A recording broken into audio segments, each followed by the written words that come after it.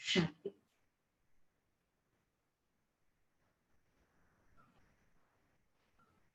कालच्या सत्रामध्ये आपण सर्वांनी पाहिलं की मी कोण आहे. स्वतःचा परिचय घेतला की मी एक चैतन्य शक्ती आत्मा आहे, जिचं टेम्पररी स्थान 2 भुवयांच्या मध्ये आहे आणि मी शांत स्वरूप आहे.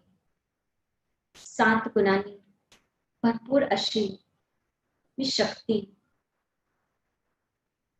ह्या शरीराला चालवते, ह्या शरीराद्वारे कार्य करते. मी ह्या शरीरापासून भिन्न अजर अमर अविनाशी आहे, असा आपण स्वतःचा सत्य परिचय पाहिला.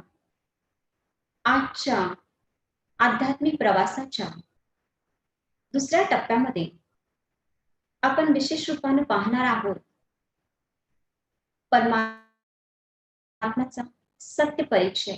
ईश्वर कोण आहे, कसा आहे, कुठे राहतो, काय कार्य करतो, हे आज आपण पाहणार आहोत. तुम्हाला स्क्रीनवरती एक पिक्चर दिसत आहे. एका गावामध्ये, छोट्याशा गावामध्ये 5 सुरदास राहत होते. सुरदास ज्यांना डोळ्यांनी दिसत नव्हतं. त्यांच्या गावामध्ये एकदा एक हाती येतो आणि त्याला अनुभवायची, पाहायची इच्छा होती. पाहायची म्हणजे नक्की तो आहे कसा, हा अनुभव करण्यासाठी हे 5 सुरदास त्या हातीजवळ येतात. पहिला जो सुरदास आहे तो हातीच्या सोंड जी आहे ती हातामध्ये घेतो आणि अनुभव करून सांगतो की हाती तर अजगरासारखा आहे. दुसरा जो सुरदास आहे तो हातीच्या कानाला स्पर्श करतो, हात लावतो आणि त्या अनुभवाने सांगतो की हाती तर सुपासारखा आहे, जे सूप आपण धान्य साफ करण्यासाठी वापरतो.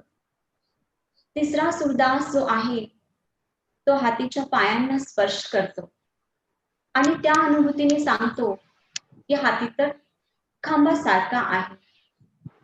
चौथा जो सुरदास आहे तो हातीच्या शिपटाला पकडून अनुभव करून सांगतो पण तो हाती तर दोरीसारखा आहे, रस्सीसारखा आहे. आणि 5वा जो सुरदास आहे तो हातीच्या पाठीला, पोटाला हात लावून सांगतो की हाती तर भिंतीसारखा आहे. आता तुम्ही मला सांगा की ह्या 5 सुरदासांनी जे काही हातीचं वर्णन केलं ते बरोबर आहे का? तुम्ही म्हणाल बरोबर तर नाही, परंतु ते चुकीचंही नाही.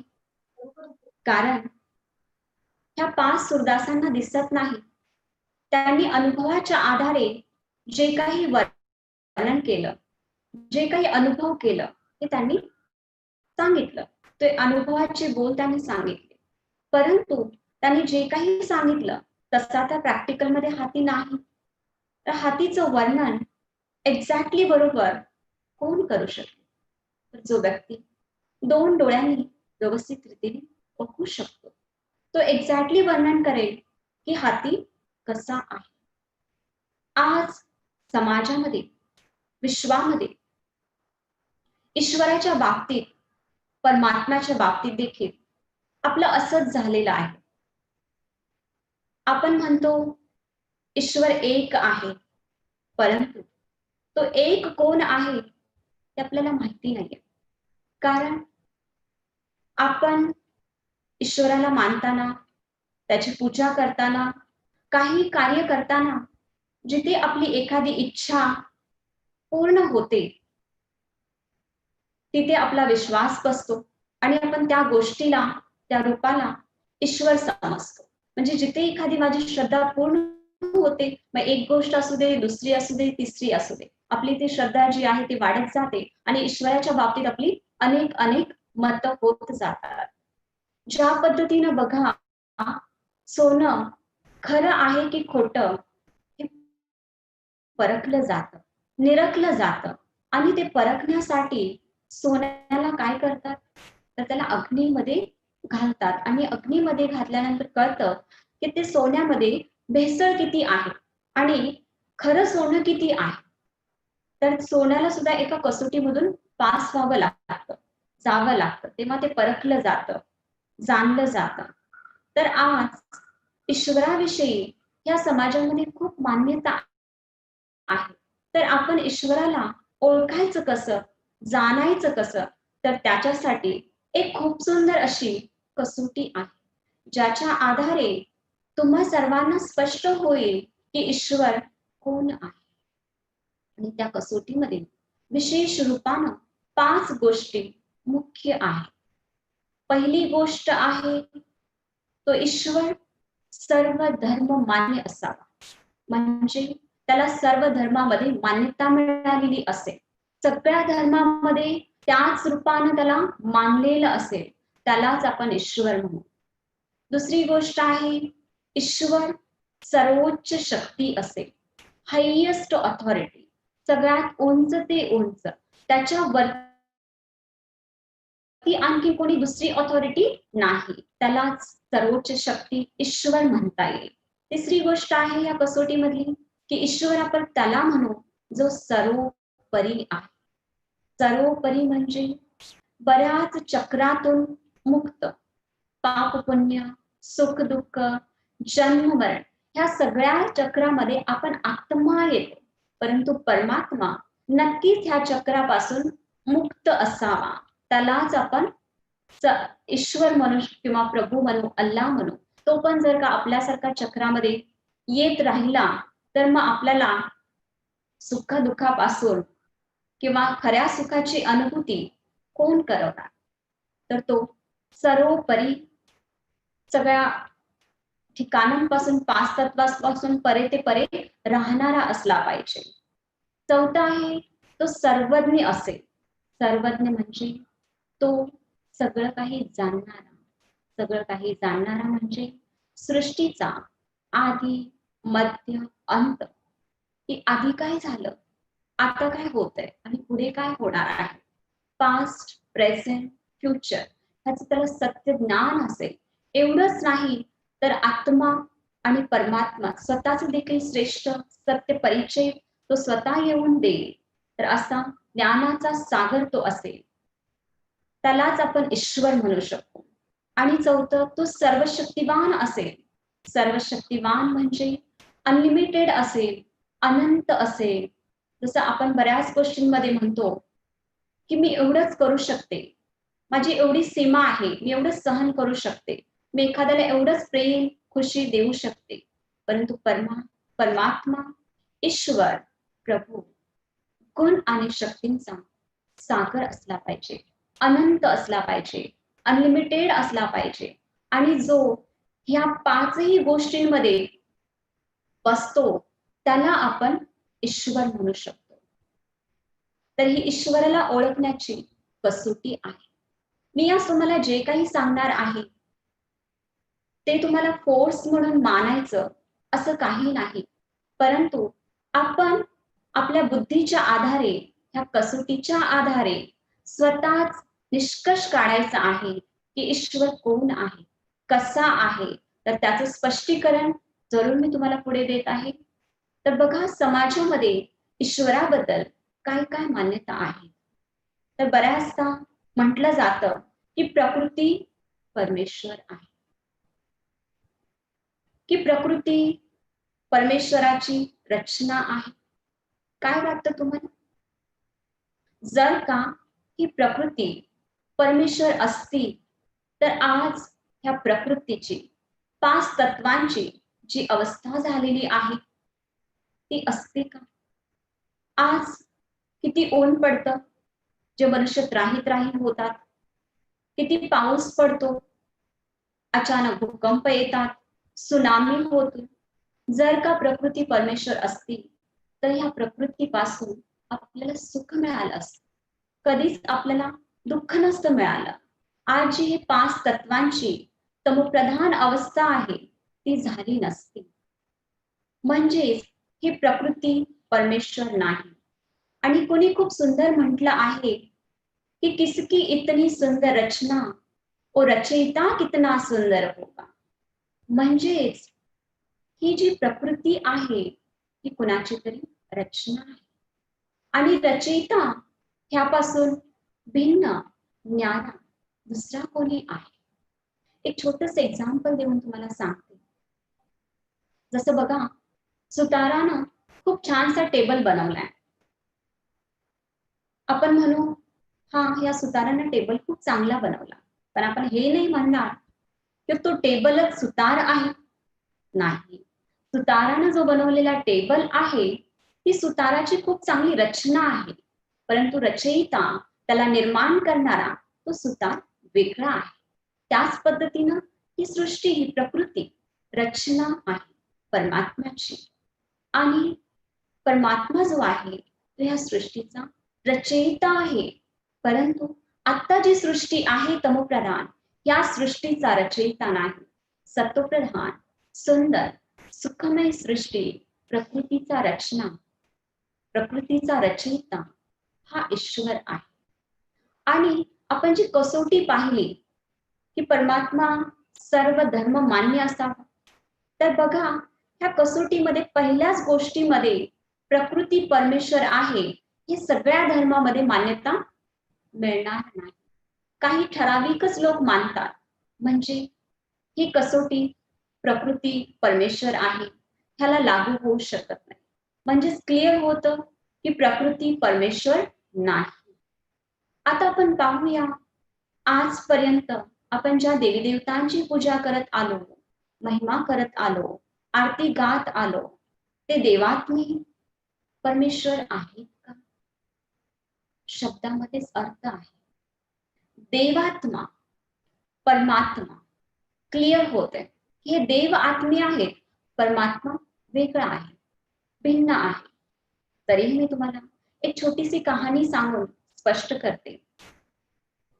एकदा काय होतं, एक भिकारी रोज भीक मागण्यासाठी राजाकडे जात असत. एक दिवशी त्या भिकाऱ्याला संकल्प येतो, विचार येतो मनामध्ये की रोज राजा मला दान देतो, ह्या राजाला प्राप्त कुठून होतं ते तरी मी पाहतो. हा संकल्प येताच तो काय करतो, दुसऱ्या दिवशी लवकर जातो आणि तिथे गेटवरती जाऊन जे द्वारपाल आहेत त्यांना खूप विनंती करतो. ते म्हणतात अजून राजाची वेळ नाही झालेली, तुला मी आतमध्ये नाही सोडू शकत, पण तुम्ही काही नाही करणार, मला फक्त पाहायचं आहे की राजा नेमका आतमध्ये करतो काय, तो कुणाकडून प्राप्ती करून घेतो, मी कोणत्याही प्रकारचा आवाज नाही करणार, मला तुम्ही जाऊ द्या. खूप विनंती केल्यानंतर ते द्वारपाल त्या भिकाऱ्याला आतमध्ये सोडतात आणि भिकारी जातो आणि पाहतो, त्याला खूप आश्चर्य वाटतं की राजा हनुमानाची भक्ती करत होता. तो म्हणतो, अरे हा राजा पण हनुमानाकडून प्राप्त करतो, तर मी वाया जाण्यापेक्षा हनुमानाकडेच जातो. आणि तो हनुमानाला शोधत शोधत हनुमानजी त्याच्याजवळ पोहोचतो आणि तिथेही त्याला आश्चर्य वाटतं, कारण हनुमान स्वतः रामाची पूजा करत असतात. तर त्याला वाटतं, अरे हनुमान पण तर राजाकडून हनुमान पण रामाकडून काहीतरी प्राप्ती करून घेत आहे, तर ती रामाकडून हनुमानला मिळते, हनुमानाकडून राजाला जाते. तर तो विचार करतो, का नाही मी रामाचीच भक्ती करू आणि रामालाच मागू आणि रामाकडूनच प्राप्त करू. तर तो रामाच्या शोधात निघतो आणि शोधता शोधता त्याला रामाचं दर्शन होतं आणि तो पाहतो राम पण कोणाच्या पूजेमध्ये भक्तीमध्ये मग्न आहे. कोणाची पूजा करत आहे, तर राम शिवाच्या भक्तीमध्ये मग्न आहे. आणि तो म्हणतो, अरे रामाला पण प्राप्ती तर शिवाकडून होते. आणि शिवाजवळ येऊन थांबतो, कारण तो शिव सत्यम शिवम सुंदरम परमात्मा ती सर्वोच्च हायेस्ट ऑथॉरिटी आहे. आणि त्याला कळतं की वाया मिळत मला किती कमी मिळत होतं, आता मी शिवाचीच पूजा करेन. मला ही कहाणी सांगण्याच्या पाठीमागचा भाव माझा हा आहे की आजपर्यंत आपण ज्यांची पूजा करत आलो, ज्यांचं गायन करत आहोत, ते देवात्मे आहेत. आपल्यापेक्षा जरूर श्रेष्ठ आहेत, कारण त्यांच्यामध्ये दैवी गुण आहेत. ते संपूर्ण निर्विकारी आहेत, संपूर्ण पवित्र आहेत, शुद्ध आहेत, ज्यामुळे आपण त्यांची पूजा करतो. सतत देणारे आहेत, पण त्यांचं हे स्वरूप जे आहे, त्यांचं हे देवत्व जे आहे, त्यांनी परमेश्वराकडूनच प्राप्त केलेलं आहे. परमेश्वराने दिलेलं सत्य ज्ञानावरती चालून त्यांनी त्या श्रेष्ठ पदाला, देवपद पदाला प्राप्त केलेलं आहे. म्हणजे आपण ज्या 33 करोड देवी देवतांची पूजा करतो, मानतो, ते देवात्मे आहेत, परमात्मा नाही. आणि आपली जी पहिली कसोटी आहे, कसोटीमधली पहिली गोष्ट आहे की परमात्मा सर्व धर्म मान्य असावा. या गोष्टीमध्ये देखील देवात्म्यांना सगळ्या धर्मामध्ये मान्यता मिळालेली नाही. काही ठराविकच धर्मामध्ये, विशेष रूपानं हिंदू धर्मामध्ये देवी देवतांना मानलं जातं, पूजलं जातं. तर इथे आपल्याला क्लिअर होतं की देवात्मे आहेत. देवात्मा आणि परमात्मा वेगवेगळे. परमात्मा एक वेगळं अस्तित्व आहे, देवात्मा एक वेगळं अस्तित्व आहे. तर इथे आपल्याला क्लिअर झालं की देवात्मे नाही. परमात्मा कसा आहे, तर तो ज्योतिर्बिंदू स्वरूप आहे. जसं बघा, आपल्या ह्या देहाचे पिता, शरीराचे पिता, त्यांना देखील आपण शरीराच्या रूपामध्ये पाहतो. तर आत्म्याचे जे पिता आहे, आत्म्याचं स्वरूप जे ज्योतिर्बिंदू स्वरूप आहे, तसे पिता परमात्मा ज्योतिर्बिंदू स्वरूप आहे. आत्मा आणि परमात्माचं स्वरूप सारखंच आहे. गुणांमध्ये, शक्तींमध्ये अंतर आहे. परमात्मा प्रेम, सुख, शांती, आनंद, ज्ञान, शक्ती, पवित्रता ह्याचा सागर आहे, सिंधू आहे. म्हणून म्हणतो रूप में बिंदू, गुणों में सिंधू. परमात्मा, त्याचं नाव परमपिता शिव परमात्मा. शिवाचे 2 अर्थ आहेत. एक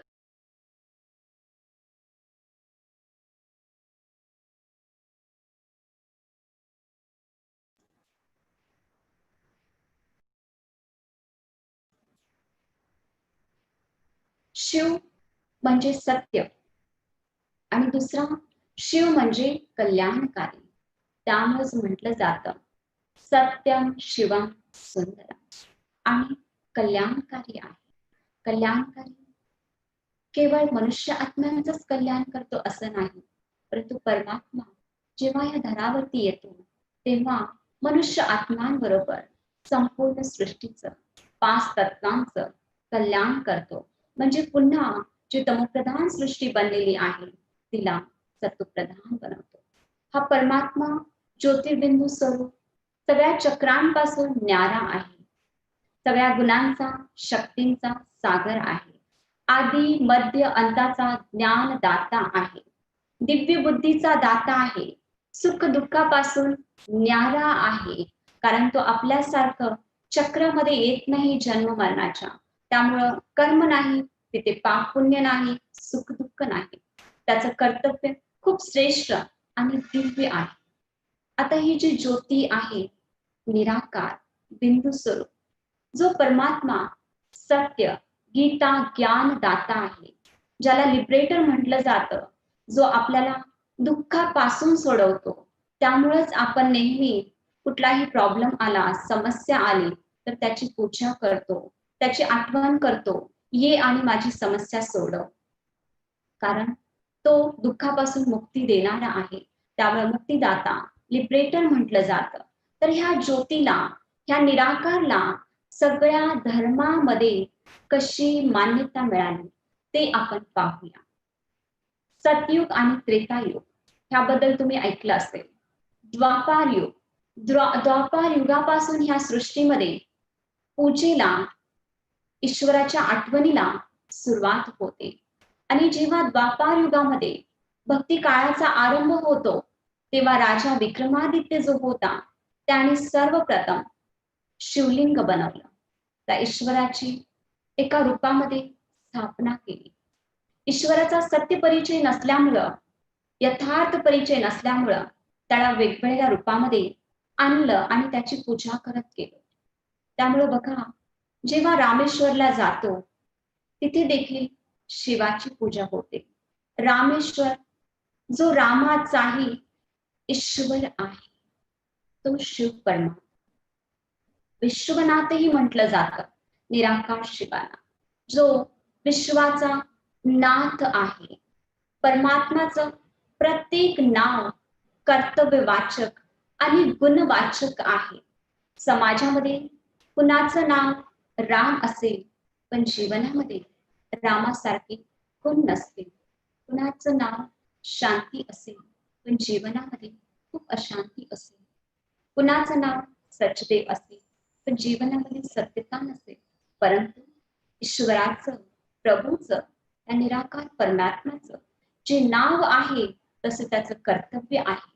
म्हणून म्हटलं जातं त्याचं नाव गुणवाचक आणि कर्तव्यवाचक आहे. त्यामुळे बघा, सोमनाथ, तिथे देखील जेव्हा आपण सोमनाथला जातो तिथे देखील शिवलिंगाची पूजा केली जाते. सोमनाथ, सोम अमृत, जो आपल्याला सत्य ज्ञानाचं अमृत पाजतो, तो निराकार शिव परमात्मा. मुंबईमध्ये बबुलनाथचं मंदिर आहे. तिथे देखील शिवाचीच पूजा केली जाते. बबुलनाथ, काट्यांपासून फूल बनवणारा. तर अशी ईश्वराची खूप वेगवेगळी नावं आहेत आणि नावाप्रमाणे त्यांचं कर्तव्य आहे. त्याचबरोबर पशुपतीनाथ. तसं तर हिंदू संस्कृतीमध्ये सांगितलं जातं की पती हा परमेश्वर आहे, परंतु त्या पण पतींचा, पशुपतींचा जो नाथ आहे तो आहे निराकार शिव परमात्मा. त्यामुळे तिथे देखील शिवाचीच पूजा केली जाते. अमरनाथ, जो आपल्याला अमर बनवणारा आहे. अमर बनवणारा म्हणजे मृत्यूच्या चक्रातून सोडवणारा नाही, परंतु या सृष्टीवरती अशी एक सुंदर दुनिया बनवतो ज्या दुनियेमध्ये कुठल्याही प्रकारचं मृत्यूचं भय नाही आणि कधीही अचानक अशी मृत्यू होत नाही. शरीराची ठराविक अशी आयु आहे. अशा अर्थानं आपल्याला अमरत्व प्राप्त करून देणारा तो अमरनाथ देखील शिव परमात्माच आहे. कारण हिंदू धर्मामध्ये आपण 33 करोड देवी देवतांना मानतो, परंतु साथ हेही म्हणतो देवांचा देव शिव, तर तो निराकार परमात्मा. त्याचबरोबर जैन धर्मामध्ये, बुद्ध धर्मामध्ये देखील परमात्मा निराकार आहे, ज्योती आहे, ह्यालाच मान्यता मिळालेली आहे. ख्रिश्चन धर्मामध्ये देखील क्राइस्ट यांनी सांगितलं की God is light, I am the son of God. की गॉड कसा आहे, प्रकाश स्वरूप आहे आणि मी त्या ईश्वराचा बालक आहे. आणि त्याने इशारा कुठे केला, वरती. तो कुठे आहे, तो निराकार लाईट स्वरूप, प्रकाश स्वरूप वरती राहणारा आहे.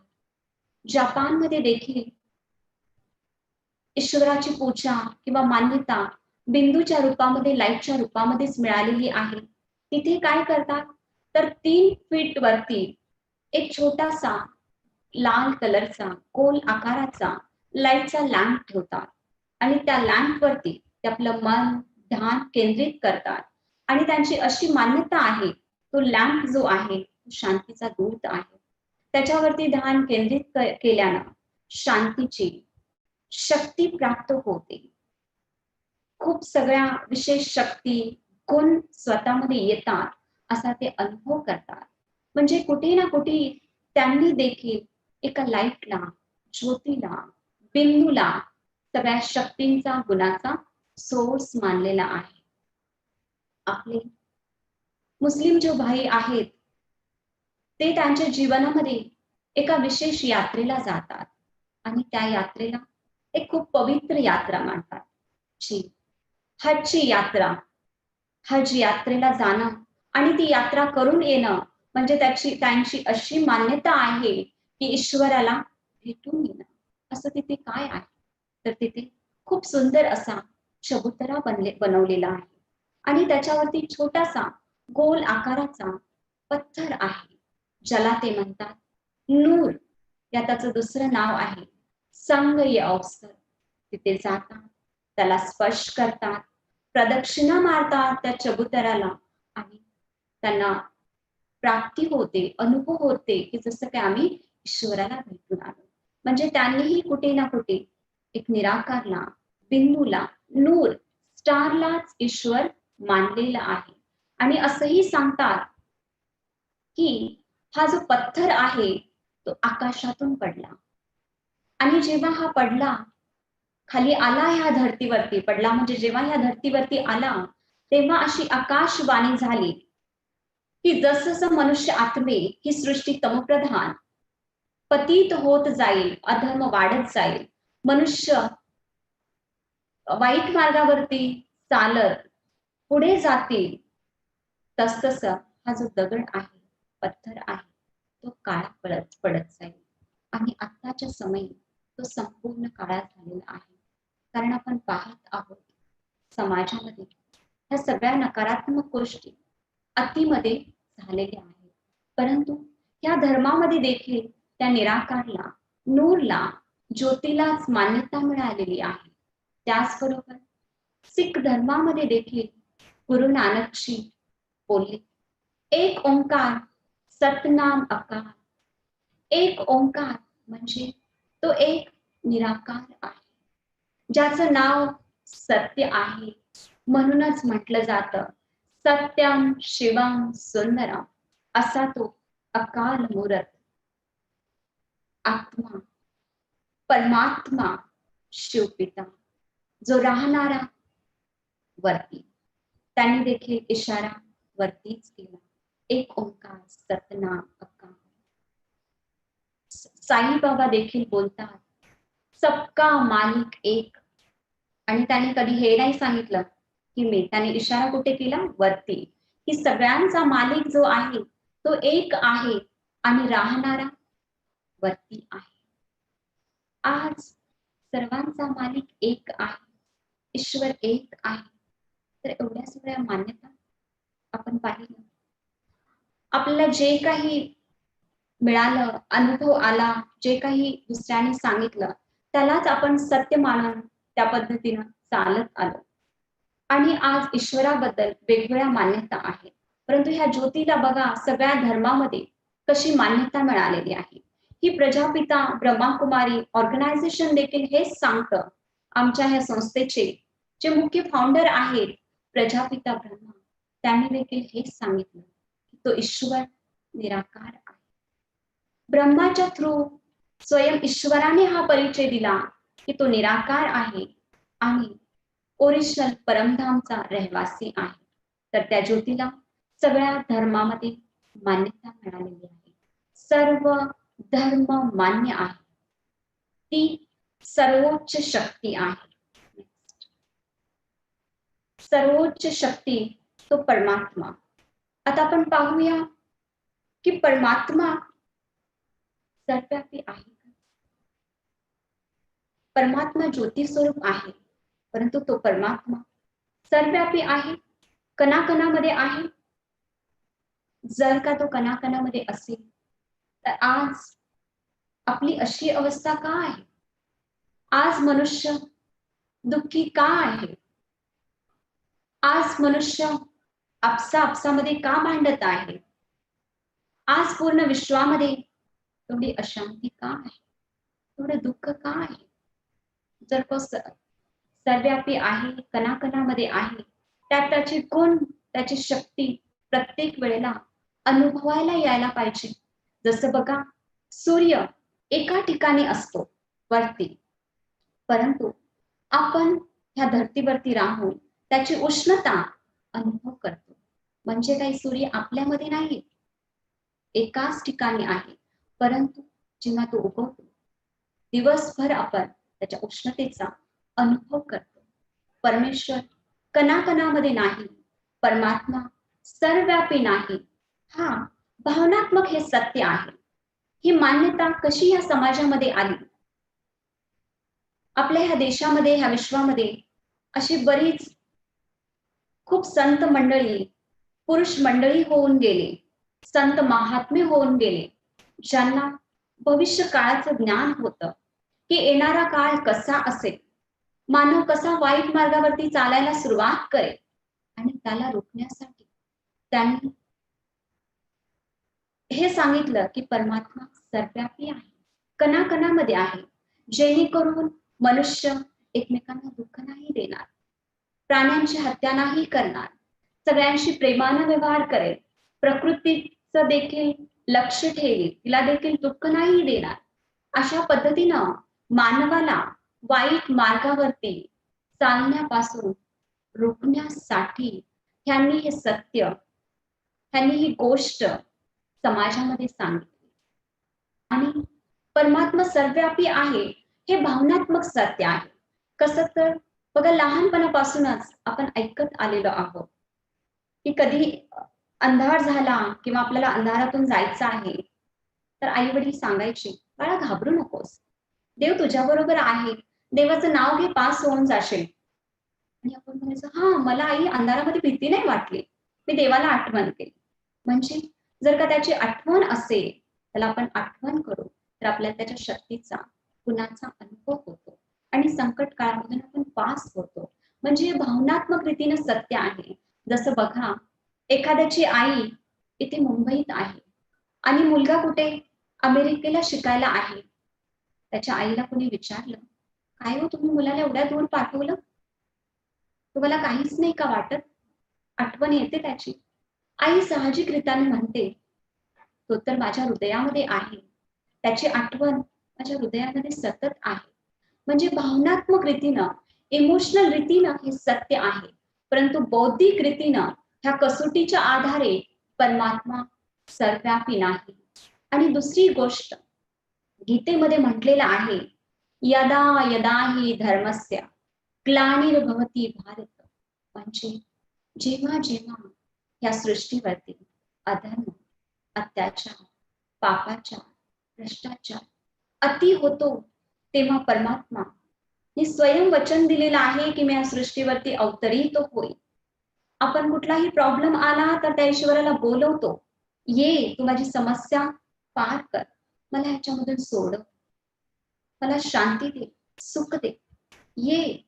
म्हणजेच तो आता नाहीये, म्हणजेच तो इथे नाहीये, म्हणजेच तो कणाकणामध्ये नाही, म्हणजेच परमात्मा सर्वव्यापी नाही. परमात्मा त्याचं एक स्वतःचं अस्तित्व आहे. परमात्मा सारखं त्याच्यात जे गुण आहेत ते आपण आपल्यामध्ये धारण करू शकतो. परंतु परमात्मा अशी कुठली डिग्री नाही जी आपण प्राप्त करू. परमात्माचं अस्तित्व वेगवेगळं आहे, आपल्या आत्म्याचं अस्तित्व वेगळं आहे. तर परमात्मा तो असेल जो सर्वज्ञ असेल, ज्याच्याकडे सृष्टीच्या आधी मध्य अंताचं ज्ञान असेल. आता आपण बघूया की तो सर्वोच्च आहे, हायेस्ट ऑथॉरिटी आहे. ते कसं? तर आता आपण पाहूया की तुम्हाला जर मी विचारलं, जसं आपण म्हणतो की हिंदू धर्मामध्ये देवांचा देव महादेव, आणि आपण शिव आणि शंकराची पूजा करतो. शिव आणि शंकर, तर मी तुम्हाला विचारलं दोन्ही एक आहेत की वेगळे आहेत, तर तुम्ही म्हणाल काय म्हणतील एक आहे, कारण आजपर्यंत आपण हेच ऐकत आलो. परंतु आज मी तुम्हाला असं सत्य सांगायला जात आहे जे तुम्ही आजपर्यंत कधीच ऐकलं नाही. Next slide. शिव शंकर भेद. शंकर जो आहे ती रचना आहे आणि शिव जो आहे तो रचयिता आहे. आणि आपण कधीही पाहिलं असेल शंकराची मूर्ती किंवा शंकराचा फोटो, तर नेहमी शंकराला कसं दाखवतात?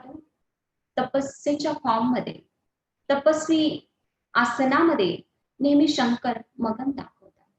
शंकर कुणाची तरी तपस्या करतो, म्हणजेच इथे सिद्ध होतं की शंकरापेक्षाही वरती कोणीतरी आहे. शंकर कुणाची तपस्या करतो? तर शंकर शिवाची तपस्या करतो आणि शिवाकडून शंकर देखील शक्ती प्राप्त करतो. म्हणजेच शिव आणि शंकर वेगवेगळे आहेत. शंकर रचना आहे, शिव रचयिता आहे. त्याचबरोबर ह्यांच्या कर्तव्यामध्ये देखील अंतर आहे. काय अंतर आहे? तर आपण बऱ्याचदा ऐकलं आहे की सांगतात शंकराचा तिसरा नेत्र खोलतो आणि विनाश होतो आणि शिव कल्याणकारी. एखादा जर विध्वंस करणारा विनाशकारी असेल तर त्याला आपण आठवण नाही करणार, त्याला आपण बोलवणार नाही, त्याला आपण प्रत्येक वेळेला प्रेमाने ये नाही म्हणणार. विनाशकारी आणि कल्याणकारी कर्तव्यामध्ये देखील भेद आहे. त्याचबरोबर शंकर आणि शिव स्वरूपामध्ये देखील अंतर आहे. शंकर आकारी रूपामध्ये आपल्याला दिसतो आणि शिव निराकारी रूप आहे. रूपामध्ये देखील अंतर आहे, राहण्याच्या स्थानामध्ये देखील अंतर आहे. शंकराचं जे स्थान आहे सूक्ष्म लोक निवासी तो आहे, आकारी स्वरूप आहे. आणि पिता परमात्मा जे आपण काल पाहिलं की उच्च स्थानी 5 तत्वांच्या परे राहणारा आहे, परमधामचा निवासी आहे आणि त्याचं स्वरूप बिंदू स्वरूप ज्योतिर्बिंदू स्वरूप आहे. शिव आणि शंकर दोन्ही वेगवेगळे आहेत. एक रचना आणि एक रचयिता आहे. शंकर शिवाची तपस्या करतो आणि शंकर हा एक सिंबॉलिक फॉर्म आहे. परमात्मा या धरावरती येऊन जेव्हा आपल्याला सत्य ज्ञान देतो आणि त्या ज्ञानाला आपण जेव्हा आपल्या जीवनामध्ये धारण करतो, म्हणजे धारण करण्याचं तप करतो, तेव्हा आपलं जीवन खूप सुंदर बनतं. त्यामुळे बघा शंकराला बसायला वाघाचं कातडी दाखवलेली आहे.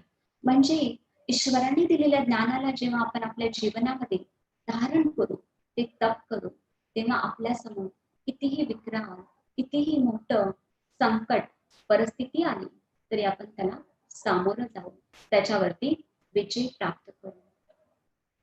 शंकर प्रत्येक देवी देवताला खूप सुंदर सजवलेलं श्रृंगारित दाखवतात. शंकर एक अशी देवता आहे ज्याला कमी वस्त्रामध्ये दाखवतात. आध्यात्मिक भाव याच्या पाठीमागचा हे आहे, सिंबॉलिक रूपाने आपल्याला शंकर हे दाखवून देतो की परमात्मा जेव्हा ह्या धरावरती येतात तेव्हा आपल्याला सर्वप्रथम स्वतःचा परिचय देतात की मी एक चैतन्य आत्मा आहे. तर आत्मिक स्मृतीमध्ये राहण्याचं इंडिकेशन त्यांचे हे स्वरूप आहे. आपल्याला अशा प्रकारे राहायचं नाहीये, परंतु आत्मिक स्वरूपामध्ये राहण्याचं मार्गदर्शन त्यांचे कमी वस्त्र आपल्याला दाखवतात. त्याचबरोबर गळ्यामध्ये साप दाखवलेला आहे. साप विकारांचं प्रतीक आहे. परमात्माने दिलेल्या सत्य ज्ञानाला जेव्हा आपण जीवनामध्ये धारण करू, त्याची तपस्या करू आणण्याची, प्रत्येक कर्मामध्ये ते ज्ञान अप्लाय करण्याची, तेव्हा प्रत्येक नकारात्मक गोष्टीवरती आपण विजय प्राप्त करू. म्हणजे आपल्या आसपास ती नकारात्मकता असेल चारू बाजूला, परंतु आपल्याला काही हानी इजा पोहोचवणार नाही. त्यामुळे गळ्यामध्ये साप असताना ही स्थिती एकदम निश्चिंत दाखवलेली आहे. तर हा एक सिम्बॉल फॉर्म शिव आणि शंकर दोन्ही वेगळे आहेत. आता आपण पाहूया शिवरात्री. खालच्या चित्रामध्ये ते बघा, भयानक राक्षस दिसत आहेत. कुणाचीही आपण जयंती साजरी करतो. एक ही अशी रात्री आहे ज्याला म्हटलं जातं शिवरात्री, महाशिवरात्री. प्रत्येकाचा दिवस साजरा केला जातो, जयंती साजरी केली जाते. इथेच हा रात्री शब्द का वापरला? आणि केवळ रात्री नाही, परंतु महान रात्री. कोणती रात्री? दिवस आणि दिवसानंतर जी रात्र आणि रात्रीनंतर परत दिवस आणि दिवसानंतर येणारी रात्री नाही. इथं या स्थूल रात्रीचा प्रयोग नाही केलेला. आध्यात्मिकता हे सांगत आहे की ते जी रात्री शब्द आहे तो दर्शवतो अज्ञान रूपी रात्री, अंधकार रूपी रात्री, अधर्म रूपी रात्री. ही जी रात्री आहे, आज सृष्टीमध्ये अज्ञान आहे, अंधकार आहे, अत्याचार आहे, पापाचार आहे, भ्रष्टाचार आहे, अधर्म देखील अति आहे. अशा रात्रीमध्ये परमपिता परमात्मा शिव या धरावरती येतात. त्यामुळे म्हटलेलं आहे महाशिवरात्री. आणि महाशिवरात्रीच्या दिवशी आपण काय करतो? प्रत्येक जण विशेष रूपानं व्रत करतात, उपवास करतात, बेलपत्र चढवतात. व्रत त्या दिवशी आपण अमुक गोष्टी खातो, अमुक गोष्टी खात नाही. खरंच विचार करा, त्या शिवरात्रीच्या दिवशी आपलं मन ईश्वराकडे असतं की आज माझा व्रत आहे, मला ह्या गोष्टी खायच्या आहेत, ह्या गोष्टी नाहीत खायच्या, इकडेच लागून असतं. व्रत ईश्वर सांगतो व्रत करायचंच असेल तर अशा गोष्टींचं करा. आजच्या दिवशी मी मुखातून एकही शब्द वाईट नाही बोलणार. आजच्या दिवशी कानाद्वारे मी काही चुकीचं वाईट नाही ऐकणार. डोळ्याने आज काही चुकीचं नाही पाहणार. हाताने श्रेष्ठच कर्म करेन. अशा प्रकारचं व्रत करण्याची आवश्यकता आहे. आणि आध्यात्मिक व्रताचा अर्थ हाच आहे. त्याचबरोबर शिवरात्रीच्या दिवशी उपवास केला जातो. उपवासाच्या दिवशी देखील आपण हेच करतो, अमुक गोष्टी खायच्या, अमुक गोष्टी नाही. परंतु ह्याच्या शब्दामध्ये अर्थ सामावलेला आहे. उपवास, उप म्हणजे जवळ, नजदीक. तर आपल्याला उपवास करायचा आहे म्हणजे मन आणि बुद्धीनं ईश्वराच्या जवळ राहायचं आहे. जेव्हा आपण अशा प्रकारे जवळ राहू तेव्हा त्याच्या गुणांचा, शक्तींचा आपल्याला अनुभव होईल. आपल्याला ईश्वराला व्रत नाही करायचं किंवा उपवास नाही करायचं असं नाहीये. व्रत आणि उपवास आजच्या समयामध्ये या शरीराला सुंदर आणि स्वस्थ ठेवण्यासाठी आवश्यक आहे. काही रूपानं त्याची भूमिका आहे, करावं. परंतु ईश्वराला प्रसन्न करण्यासाठी, देवाला, प्रभूला प्रसन्न करण्यासाठी हा मार्ग नाही आहे. बघा, तुमच्या घरामध्ये तुमचं बाळ, तुमचा मुलगा एखाद्या दिवशी काही नाही खाल्लं, तुम्हाला चांगलं वाटेल का? सकाळपासून तुमच्या मुलाने काहीच नाही खाल्लं, तुम्ही काय कराल? त्याला वारंवार विचारा. तुम्हाला चिंता होईल, का नाही खा? तुला काही खायचं आहे का? तुझी आवडती वस्तू बनवू का? हे बनवू का? ते बनवू का? तुम्ही वारंवार त्याला विचाराल. कुठल्या ना कुठल्या रीतीनं त्याचं पोट भरावं, त्याला आपण भरवूया, त्याला खायला देऊया, ही सातत्यानं तुमच्या मनामध्ये चिंता राहील. तो पण आपला ईश्वर आहे, मात पिता आहे. त्याला कसं आवडेल आपण उपाशी राहू, आपण बिना चपलेचं त्याची यात्रा करू? नाही. ईश्वराला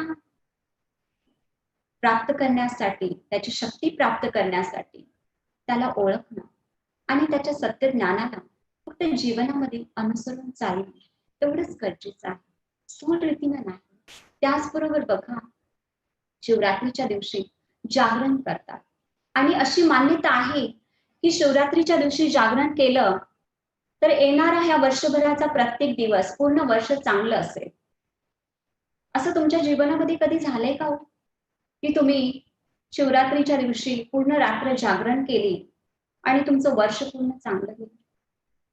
हे शक्य नाही. असं का म्हटलं गेलं? तर जागणं म्हणजे काय? आध्यात्मिकता सांगते, जागणं म्हणजे परमात्मा या सृष्टीवरती येऊन जो आपल्याला ज्ञानाचा तिसरा नेत्र प्रदान करतो, देतो, तो नेत्र सदैव उघडा ठेवून जागृत राहू. प्रत्येक कर्म जेव्हा आपण आपल्या जीवनामध्ये करू तेव्हा प्रत्येक वर्ष नाही, प्रत्येक पल, प्रत्येक सेकंड खूप चांगला, सुखमय, शांतिमय, निश्चित रूपानं असेल अशा रीतीनं जागण्याची आवश्यकता आहे. आणि हा विशेष आध्यात्मिक अर्थ ह्या जागरणाचा आहे, शिवरात्रीच्या जागरणाच्या पाठीमागे. त्याचबरोबर शिवरात्रीच्या दिवशी किंवा जेव्हा केव्हा आपण शिवाची पूजा करण्यासाठी मंदिरामध्ये जातो तेव्हा आपण बेलपत्र चढवतो. बेलपत्र ज्याला 3 पानं असतात, परंतु त्या 3 पानाचं जॉईंट जे असतं ते एक असतं. त्याचबरोबर तुम्ही पाहिलं असेल, शिवलिंगावरती 3 लाईन्स असतात, रेशम, आणि मध्ये बिंदू. बिंदू म्हणजे तो शिव परमात्मा. हे बेलपत्र आणि ते 3 लाईन रेषा आपल्याला काय स्पष्ट करतात, तर परमात्माचं दिव्य कर्तव्य आपण पाहूया की परमात्मा ज्योतिर्बिंदू स्वरूप आहे. परमात्मा शिव सत्य आहे, या सृष्टीचा रचयिता आहे. आपल्याला ह्या विकारांपासून, राक्षसांपासून जे आपण पाहत आहोत, काम, क्रोध, लोभ, मोह, अहंकार, ज्ञानाचा प्रकाश करून आपल्याला त्या राक्षसांपासून मुक्त करणारा आहे. जे आपण कालच्या पाठामध्ये पाहिलं की क्रोध येतो, लोभ येतो, मोह येतो, म्हणजे आपला नाही, बाहेरून आपण आपल्यामध्ये आणलेलं आहे. त्याला आपले वास्तविक 7 गुण आहेत. तर जे बाहेरून आपण आपल्यामध्ये नकारात्मकता आणलेली आहे त्याच्यापासून मुक्त करणारा तो सत्य परमात्मा शिव पिता आहे. आता आपण आणखी स्पष्ट रूपाने त्या 3 पानांचं रहस्य, शिव पित्याचं सत्य कर्तव्य पाहूया. बऱ्याचदा तुम्ही ऐकलं असेल की जेव्हा एखादा मोठा व्यक्ती एखाद्या कंपनीचा मालिक असेल तर तो मालिक सगळं काम स्वतः नाही करत. तो मालिक काय करतो, कार्य करून घेतो. जेवढी उच्च ऑथॉरिटी तेवढं जास्त दुसऱ्यांकडून काम करून घेणं. परंतु जो काही कंपनीला लॉस होतो, प्रॉफिट होतो, त्या मालकाला झाला म्हणून सांगितलं जातं. तसं परमात्मा देखील या सृष्टीची हायेस्ट ऑथॉरिटी आहे. शिवपिता निराकार ज्योती हायेस्ट ऑथॉरिटी परमधाम निवासी आहे. ती ऑथॉरिटी ब्रह्मा, विष्णू, महेश या 3 देवतांद्वारा श्रेष्ठ कर्तव्य करते, स्थापना, पालना आणि विनाशाचं. परमात्मा प्रजापिता ब्रह्मा ह्यांच्याद्वारे स्थापनेचं कार्य करतात. तुम्ही बऱ्याचदा सिरियल्स मध्ये, कहाण्यांमध्ये, काव्यांमध्ये ऐकलं असेल की जेव्हा कधी देवी देवतांना समस्या येते, एखादा प्रॉब्लेम त्यांच्याकडून सॉल्व्ह होत नाही, तेव्हा ते देवी देवता ब्रह्माकडे जातात आणि ब्रह्माकडे जातात, आपली समस्या मांडतात आणि त्यांना एका सेकंदामध्ये समाधान मिळतं. कारण तो परमात्मा प्रजापिता ब्रह्मा ह्यांच्या तनाचा आधार घेऊन आपल्याला सत्य ज्ञान देतो. त्या सत्य ज्ञानाच्या समोर समाजाची अशी कोणतीही परिस्थिती नाही जी आपण सोडवू नाही शकत, त्याचं समाधान नाही मिळत. त्याने दिलेल्या सत्य ज्ञानामध्ये प्रत्येक समस्येचं समाधान आहे. त्यामुळे गीतेमध्ये म्हटलेलं आहे की परमात्मा ह्या धरावरती अवतरित होतो आणि एका वृद्ध तनाचा आधार घेतो. ते वृद्ध तन प्रजापिता ब्रह्मा. त्यामुळे ब्रह्माला नेहमी 3 मुख दाखवतात. 3 मुख जो परमात्मा ह्या धरावरती येऊन ब्रह्माच्या तनाचा आधार घेऊन आपल्याला 3 काळाचं ज्ञान देतो. 3 काळाचं म्हणजे आदि, मध्य, अंत, जो त्रिलोकीनाथ आहे, त्रिकालदर्शी आहे आणि त्रिमूर्ती आहे, जो ह्या 3 देवतांद्वारा वेगवेगळं कर्तव्य करवतो. त्यामुळे 3 मुख दाखवलेली आहे. त्याचबरोबर ब्रह्माच्या हातामध्ये नेहमी शास्त्र दाखवतात. खूप मोठे मोठे शास्त्र त्यांच्या हातामध्ये दाखवतात. कारण का, तर परमात्मा जेव्हा ह्या धरावरती येतो तेव्हा कोणत्याही शास्त्राचं ज्ञान नाही, परंतु ह्या विश्वामध्ये जेवढेही शास्त्र आहे त्या सगळ्या शास्त्रांचं सत्य, श्रेष्ठ, उच्च ज्ञान, सत्य आपल्या समोर प्रस्तुत करतो, आपल्याला देतो. ब्रह्माला नेहमी कमल पुष्पावरती आसीत दाखवतात. कमळ किचड मध्ये येतं, तरी पण किचड पासून न्यार आणि प्यार असे त्याची स्थिती. तर जेव्हा परमात्माने दिलेलं ज्ञान आपण जीवनामध्ये आपल्या आणतो तेव्हा आपलं जीवन देखील कमळाच्या फुलासारखं बनतं. तर परमात्मा ह्या मनुष्यतनाचा आधार घेऊन जी आजचा हा समाज नकारात्मक, तमोप्रधान, अतिपतित बनलेला आहे, त्या सृष्टीला परिवर्तन करता आणि नवीन सृष्टीची, सुंदर सृष्टीची स्थापना करता. सतयुग देवत्वाची, जहां पर हर एक आत्मा देव स्वरूपामध्ये स्थित आहे, अशा सुंदर स्वरूपाची सृष्टीची स्थापना ब्रह्माच्या द्वारे म्हणजे सतधर्म आणि नवीन दुनियेची स्थापना ब्रह्माद्वारे केली जाते. त्या दुनियेची पालना विष्णूद्वारे होते.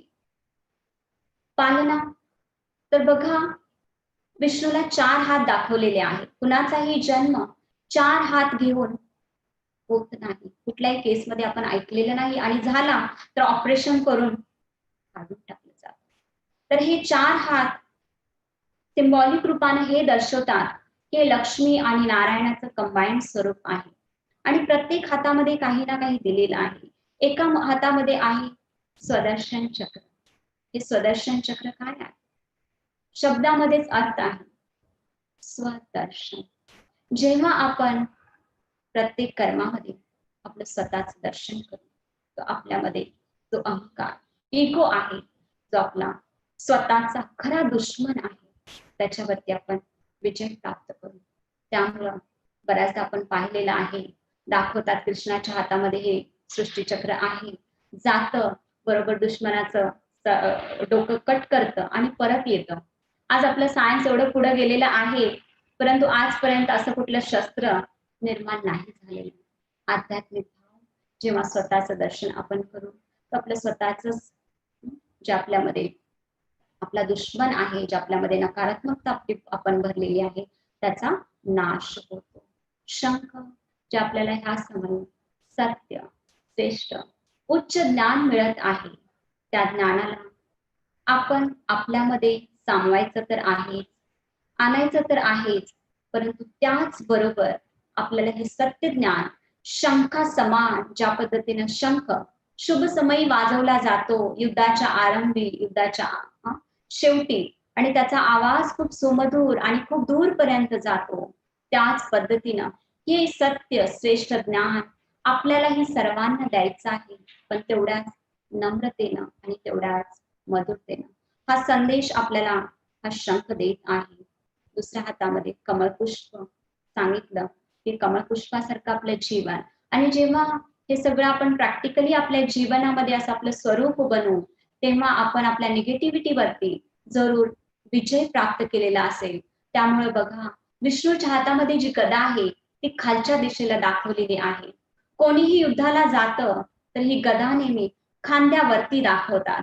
खाली आहे म्हणजे ह्याने जीत प्राप्त केलेली आहे, विजय प्राप्त केलेला आहे नकारात्मकतेवरती, विकारांवरती. त्यामुळे मुकुटधारी अलंकाराने सुशोभित दाखवलेलं आहे.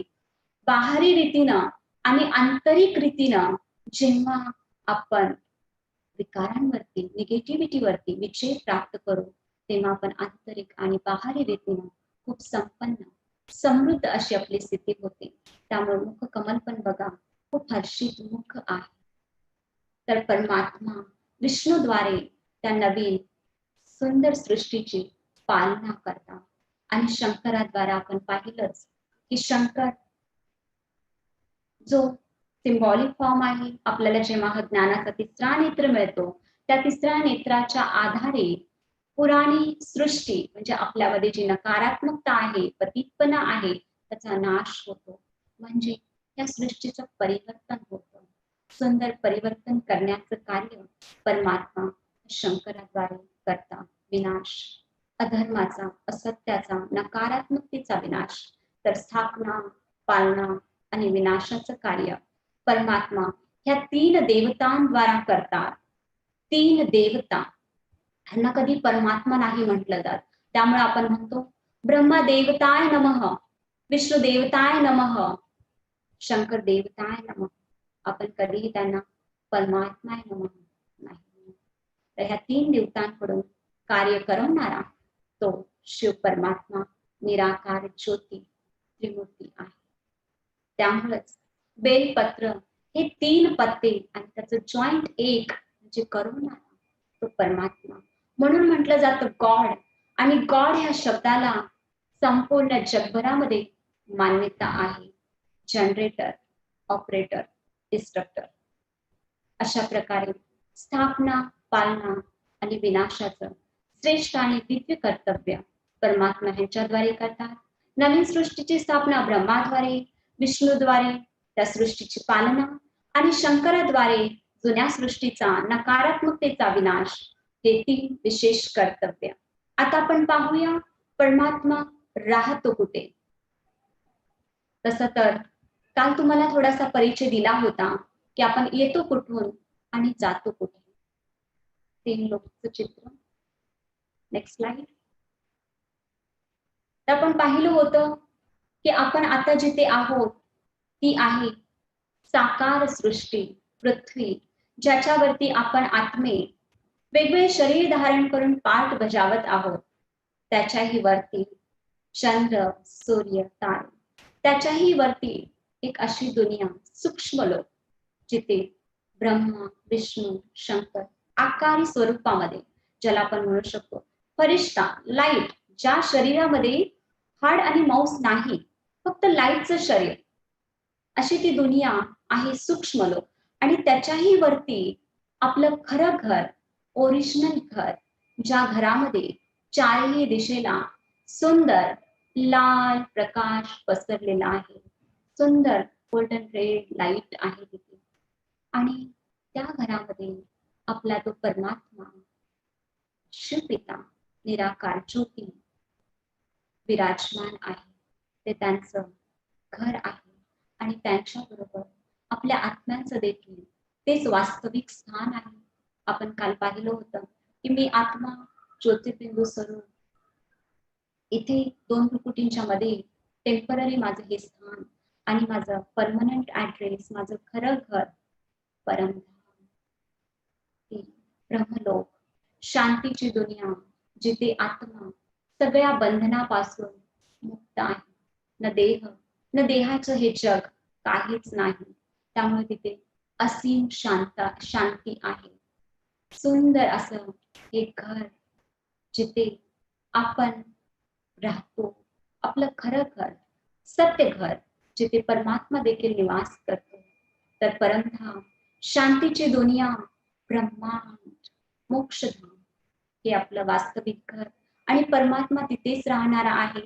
म्हणून बघा, प्रत्येक देवतेची स्थापना करताना मूर्ती दरवाजातून आणली जाते, परंतु शिवाची जेव्हा स्थापना, शिवलिंगाची जेव्हा स्थापना होते, तेव्हा मूर्ती पूर्ण मंदिर बांधलं जातं, छत नाही बांधत.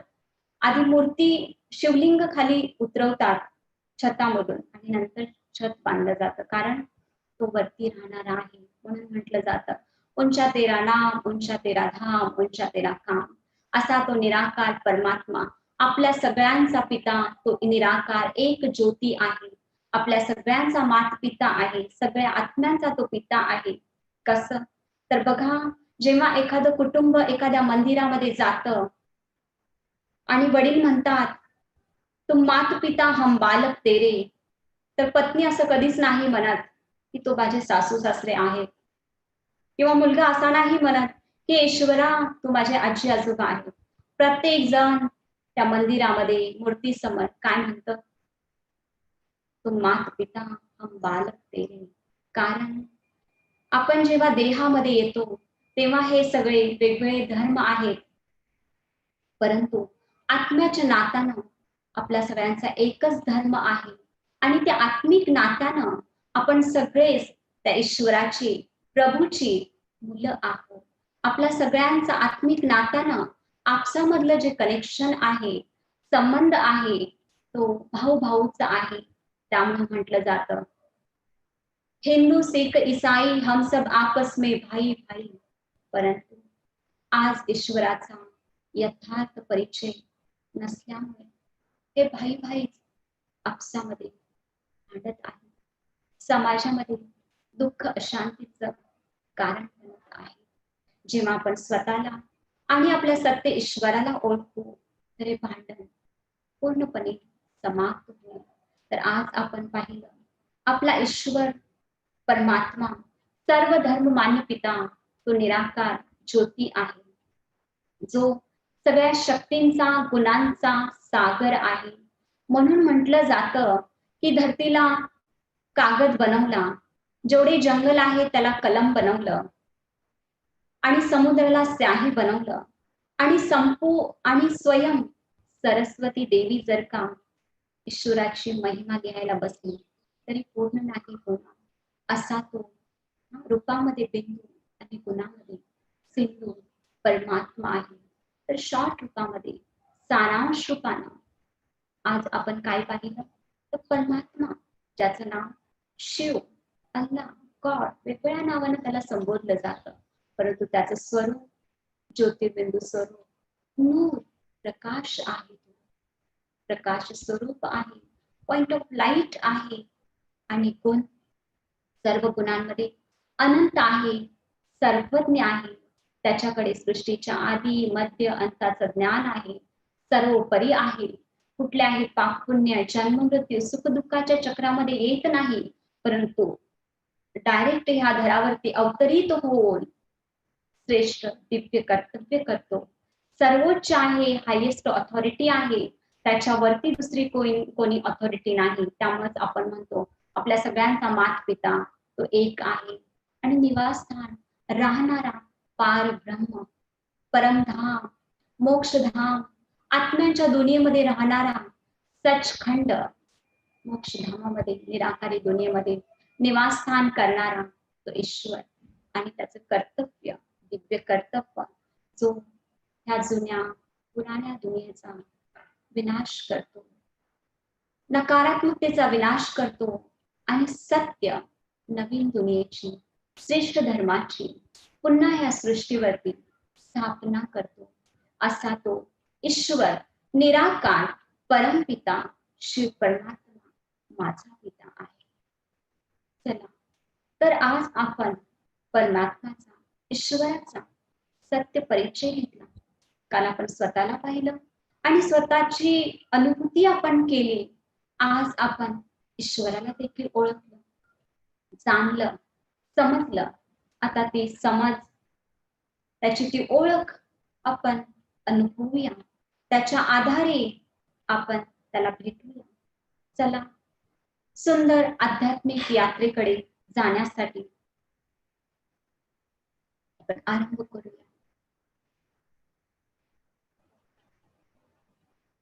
ह्या दोन भ्रुकुटींच्या भुवयामध्ये मी चेतन आत्मा, निराकार ज्योती विराजमान आहे. मी शांत स्वरूप आहे. संपूर्ण शरीराला चालवणारे मी चेतन आत्मा, प्रेम, सुख, शांती, आनंद, ज्ञान, शक्ती, पवित्रता ह्या गुणांनी संपूर्ण अशी मी एक ज्योती आहे.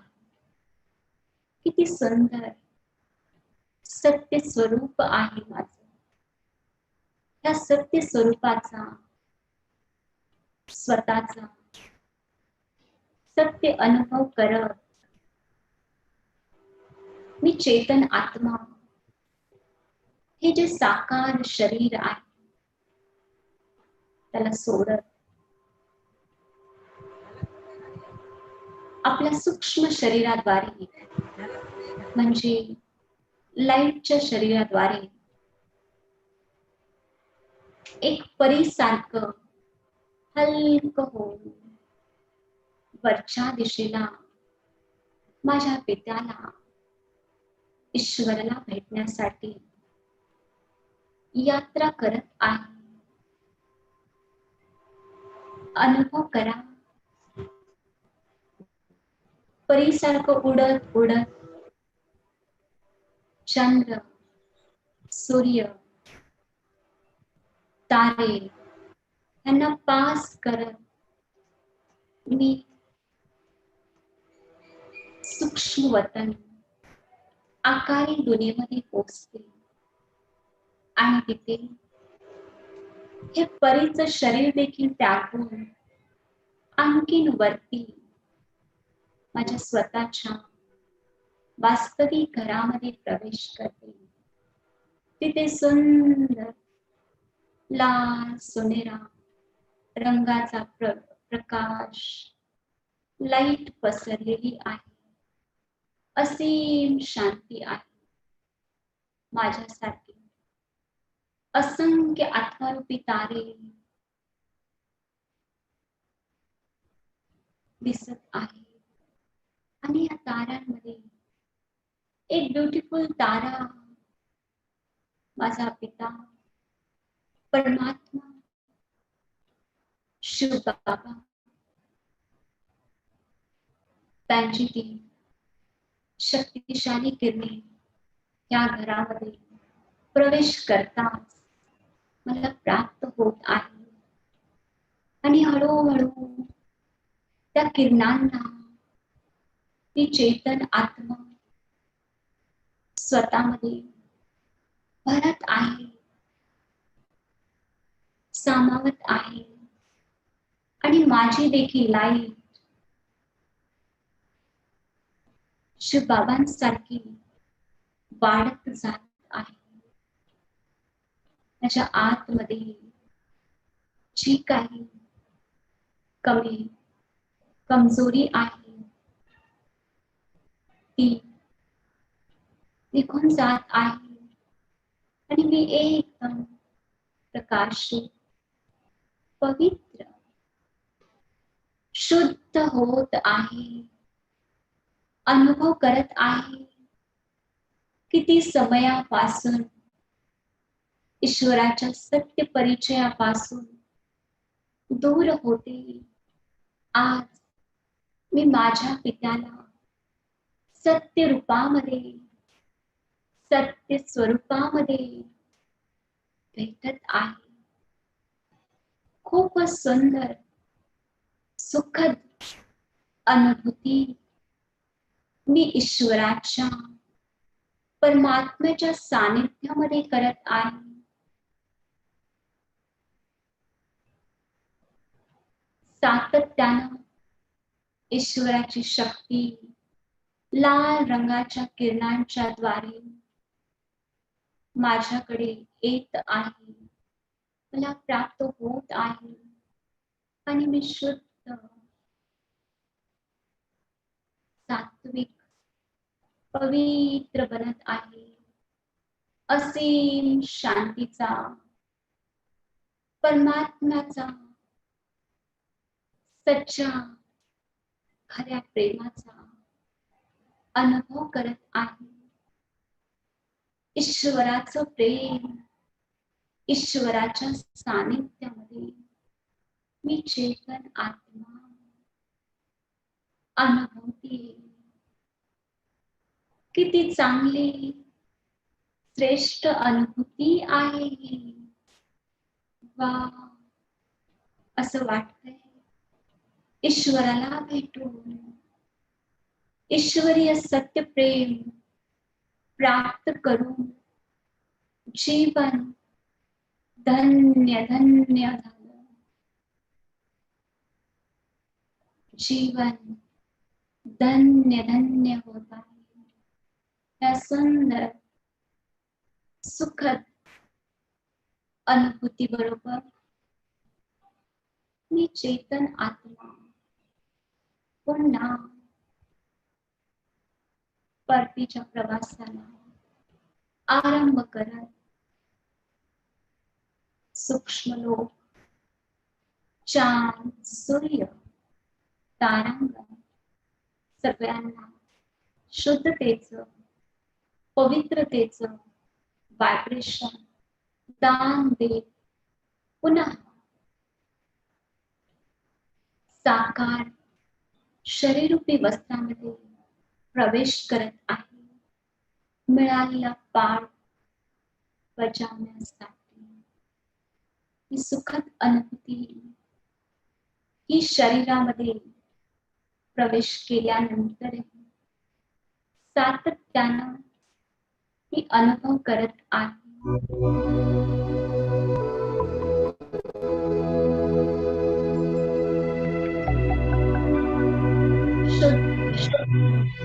पवित्र, शांत, परमात्माचा सत्य परिचय आणि प्रेमाची पात्र अशी मी विशेष आत्मा, सुंदर सुखद अनुभूती.